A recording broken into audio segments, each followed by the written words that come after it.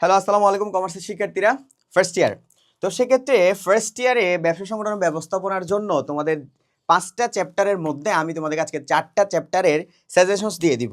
এই 4টা চ্যাপ্টারের মধ্যে কোন কোন টপিকগুলো এখন থেকে পড়াশোনা করা শুরু করবা এবং কোন কোন টপিকগুলো পড়লে তুমি মোটামুটি সিকিউতে কমন পাবা, এবং এই টপিকগুলো যদি এখন থেকে একটু শেষ করে রাখতে পারো তোমার অ্যাডমিশনও অনেক বেশি কাজে দিবে। আসো আমি একটু তোমাকে ক খ এবং গ ঘর জন্য তোমাকে আমি কি দিয়ে দিচ্ছি, সাজেশনসটা দিয়ে দিচ্ছি। সেক্ষেত্রে হচ্ছে প্রথম চ্যাপ্টার ব্যবসা সংগঠন এবং ব্যবস্থাপনার ব্যবসায়ের মৌলিক ধারণা। এখান থেকে তুমি কি পড়বা, যেমন ক খর জন্য তুমি পড়বা হচ্ছে শিল্প সংক্রান্ত বিষয়গুলা, বাণিজ্যের কাকে বলে, হ্যাঁ, উপযোগ কোনটি, কোনটি কোন উপযোগ, প্রমিতকরণ, পর্যায়িতকরণ, হ্যাঁ, প্রত্যক্ষ সেবা, হ্যাঁ, তারপর হচ্ছে সামাজিক ব্যবসা। এগুলো আমাদের ক খর জন্য অনেক বেশি ইম্পর্টেন্ট। আর গ ঘর জন্য হচ্ছে কি আমাদের হচ্ছে ব্যবসায়ের সংজ্ঞা, শিল্প, বাণিজ্য, শিল্পের যে প্রকারভেদগুলো আছে প্রক্রিয়া ভিত্তিক, হ্যাঁ, তো সেক্ষেত্রে হচ্ছে প্রাথমিক শিল্প, মাধ্যমিক শিল্প, এগুলো একটু দেখার চেষ্টা করবা।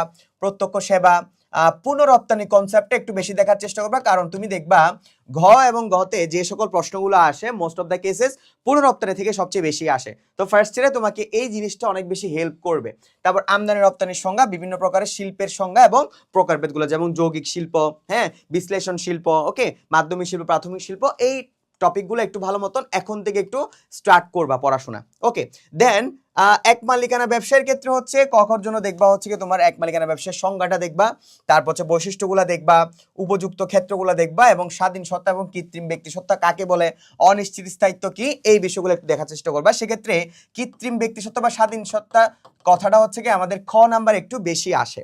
ওকে, এরপরে হচ্ছে সবশেষে তুমি গগর জন্য দেখবা হচ্ছে এক মালিকানা ব্যবসায়ের ধারণাগুলো দেখবা।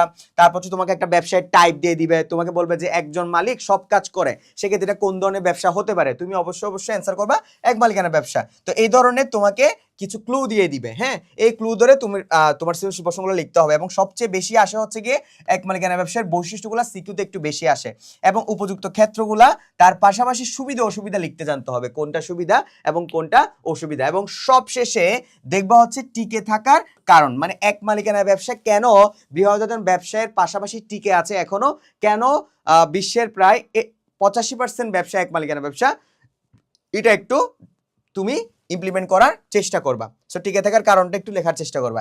এবং আরেকটা গুরুত্বপূর্ণ চ্যাপ্টার হচ্ছে অংশীদারি ব্যবসা। এই ক্ষেত্রে হচ্ছে গিয়ে কখর জন্য কি দেখবা, যেমন অংশীদারি ব্যবসার সংজ্ঞাটা দেখবা, বৈশিষ্ট্যগুলো দেখবা, প্রতিটি অংশীদারদের সংজ্ঞা দেখবা, চুক্তি, তারপর হচ্ছে তোমার নিবন্ধন, হ্যাঁ, ও নিবন্ধন পত্র, সীমাবদ্ধ অংশীদার সম্পর্কিত ধারণা, অংশীদার হতে পারে না, হ্যাঁ, কারা, এই ধরনের বিষয়গুলো একটু দেখার চেষ্টা করবা। এবং সবশেষে দেখবা হচ্ছে গগর জন্য অংশীদারদের প্রকারভেদ, যেমন হচ্ছে ঘুমন্ত অংশীদার, কর্মী অংশীদারের বৈশিষ্ট্যগুলো কি কি, ঘুমন্ত অংশীদারগুলো কি কি, তারপর হচ্ছে তোমার সাধারণ অংশীদারগুলো কি কি, বিধিবদ্ধ অংশীদারগুলো কি কি। ওকে, সো এই টাইপের প্রশ্নগুলো একটু আমাদের বেশি আসে। তারপর বিলোপ সাধনের প্রকারভেদগুলো একটু দেখবা, কতভাবে বিলোপ সাধন হয়, সকলে একমত হয়ে, বাধ্যতামূলকভাবে, বিশেষ ঘটনার প্রেক্ষিতে, বিজ্ঞপ্তি দিয়ে, আদালতের মাধ্যমে, এই ধরনের বিলোপ সাধন পদ্ধতিগুলো থেকে আমাদের সিকিউতে একটু বেশি আসে। এবং নিবন্ধন না করার পরিণাম সম্পর্কে একটু দেখে নিতে পারো, যদি এটা হচ্ছে 1 স্টার টপিক, এখান থেকে অনেক সময় পরীক্ষায় কমন আসে না। তারপর হচ্ছে অন্যতম আরেকটা গুরুত্বপূর্ণ চ্যাপ্টার, সেটা হচ্ছে তোমার কোম্পানি। এখন কোম্পানি চ্যাপ্টারটা অনেকেই পড়তে চায় না, না পড়ার কারণ হচ্ছে কোম্পানি চ্যাপ্টারটা বড়।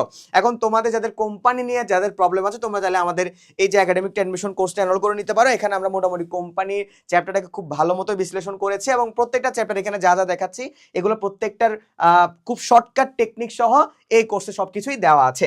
এবং কোম্পানির ক্ষেত্রে কোন কোন টপিকগুলো দেখবা, এবং বিভিন্ন প্রকার কোম্পানির সংজ্ঞা দেখবা, হ্যাঁ, যেমন সংবিধিবদ্ধ কোম্পানির সংজ্ঞা দেখবা, হ্যাঁ, প্রাইভেট লিমিটেড কোম্পানির সংজ্ঞা দেখবা, পাবলিক লিমিটেড কোম্পানির সংজ্ঞাগুলো দেখবা, স্মারকলিপি কি, স্মারকলিপির অপর নামগুলো দেখবা, হ্যাঁ, মেমোরেন্ডাম অ্যাসোসিয়েশন কাকে বলে, ব্লু প্রিন্ট কেন বলা হয়, হ্যাঁ, এই টাইপের জিনিসগুলো একটু দেখে রাখবা। পরিমেয় লেবেলের পরিবর্তে আমরা কি ইউজ করতে পারি, টেবিলে গ্রহণ করতে পারি। তারপর বিবরণ পত্র বা প্রসপেক্টাস কাকে বলে, কার্য নম্বর, অনুমতিপত্র কাদের সংগ্রহ করতে হয়, এই টাইপের পড়াগুলো একটু বেশি দেখবে। তারপর কৃত্রিম ব্যক্তি সত্তা কাকে বলে, এটা খ নম্বরে আসবে, এটা কিন্তু খ নম্বরে আসবে। চিরন্তন অস্তিত্ব খ নম্বরে আসবে। তারপর সসীম দায় সম্পন্ন ব্যবসা, ওকে, তারপর হোল্ডিং এবং সাবসিডিয়ারি ক নম্বরে আসবে। তো এই ক্ষেত্রে হচ্ছে এই টপিকগুলো একটু ভালো মতো দেখার চেষ্টা করবে। এবং সবশেষে ঘ এবং ঘ এর জন্য আমরা যে টপিকগুলো দেখবো সেটা হচ্ছে বিভিন্ন প্রকার কোম্পানি, বিভিন্ন প্রকারের যে কোম্পানির টাইপগুলো আছে, হ্যাঁ, হোল্ডিং কোম্পানি, সাবসিডিয়ারি কোম্পানি, বিদেশি কোম্পানি, দেশি কোম্পানি, হ্যাঁ, তারপর হচ্ছে তোমার প্রাইভেট লিমিটেড, পাবলিক লিমিটেড, তারপর হচ্ছে কোম্পানির দলিল সমূহ দেখবা, কোন দুটা সবচেয়ে গুরুত্বপূর্ণ দলিল, স্মারকলিপির ধারাগুলো একটু দেখার চেষ্টা করবা, নাম, ঠিকানা, উদ্দেশ্য, দায়, মূলধন, সম্মতি, যেটা 6টা ধারা আছে ওগুলো একটু দেখার চেষ্টা করবা। বিভিন্ন প্রকার শেয়ার, সবচেয়ে বেশি দেখবা হচ্ছে শেয়ারের প্রকারভেদগুলো আছে, কারণ এই সাধারণ শেয়ার, অগ্রাধিকার শেয়ার, হ্যাঁ, বিলম্বিত শেয়ার, এগুলো থেকে কিন্তু সবচেয়ে বেশি আসবে। বোনাস শেয়ার, হ্যাঁ, ওদের বৈশিষ্ট্যগুলো, সাধারণ শেয়ারের বৈশিষ্ট্যগুলো কি কি, অগ্রাধিকার শেয়ারের বৈশিষ্ট্যগুলো কি কি, বোনাস শেয়ারকে কেন হচ্ছে কি তোমার অনগদ লেনদেন বলা হয়, হ্যাঁ, তারপর হচ্ছে তোমার লভ্যাংশের বিপরীতে কেন বোনাস শেয়ার দেওয়া হয়, এই বিষয়গুলো একটু দেখার চেষ্টা করবা। এবং প্রাইভেট কোম্পানি পাবলিক কোম্পানিতে রূপান্তর বিষয়টা একটু দেখবা, এবং এটার জন্য একটা ধারাও আছে। সো এই ছিল হচ্ছে কি আমাদের প্রথম 5টা চ্যাপ্টারের মধ্যে 4টা চ্যাপ্টারের জন্য তোমাদের সাজেশনস। এবং তোমাদের এখন যারা 27 ব্যাচ ফার্স্ট ইয়ারে আছো, তোমাদের এখন একটু সাজেশনস নির্ভর পড়াশোনাও করতে হবে, প্লাস তোমাদের একটু ডিপলি পড়াশোনাও করতে হবে। সেক্ষেত্রে তোমরা চাইলে আমাদের 27 ব্যাচের একাডেমিক অ্যাডমিশন কোর্সে এনরোল করে নিতে পারো। এক্ষেত্রে আমরা একাডেমিককে ভালো মতন ফোকাস করে অ্যাডমিশনটাকে গুছিয়ে দিয়েছি। সে পর্যন্ত সবাই ভালো থাকবে এবং সুস্থ থাকবা। আসসালামু আলাইকুম।